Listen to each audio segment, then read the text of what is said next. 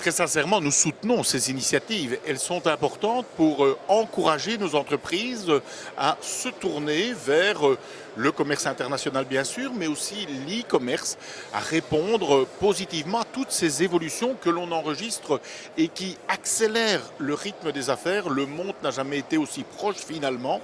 Mais il est clair que nous devons répondre par des mesures qui, par exemple, règlent le cadre juridique, encouragent l'investissement dans les jeunes entreprises, dans l'internationalisation. On doit simplifier administrativement les procédures. On vient, par exemple, de décider d'une série de mesures qui réduisent fortement l'impôt des personnes qui investissent dans les jeunes entreprises, dans les starters.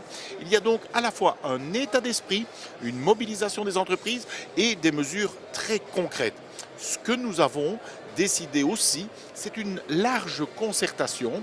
C'est la plateforme liée à l'e-commerce qu'avec mes deux collègues, Chris Peters en charge de l'emploi et des consommateurs, avec mon collègue Alexander De Croo, tous deux vice-premiers ministres, en charge lui de l'agenda numérique, nous venons de lancer il y a quelques heures à peine une plateforme qui va rassembler tous les interlocuteurs ici en Belgique, institutionnels, publics, privés, les associations représentatives, les experts, de manière à ce que, avant la fin de cette année 2015, on ait répondu à la plupart des questions, des problèmes que rencontrent les entreprises soucieuses de développer leur activité dans l'e-commerce, dans l'e-affaires, dans l'e-contact, bref, dans tout ce monde qui est en croissance et que nous ne voulons absolument pas manquer.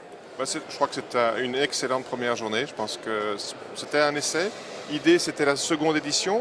Ici, on avait fait un focus spécial sur tout ce qui était commerce, extérieur en particulier, l'exportation. Et c'est clair que c'est un beau succès. Alors, il y a 1400 inscriptions. On doit faire le décompte aujourd'hui pour être précis, mais ce n'est pas tellement le nombre, c'est plutôt la qualité. Et surtout le fait que les entreprises ont pu se rencontrer.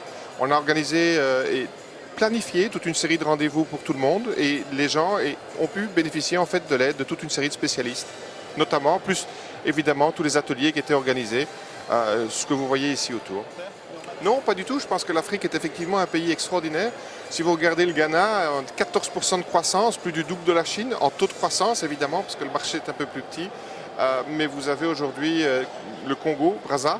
Vous avez aussi la Côte d'Ivoire qui est à plus de 7% de croissance. C'est tous des pays aujourd'hui, d'abord qui nous aiment bien, et puis en fait avec lesquels on a une vraie longue histoire et on a de bons produits pour eux.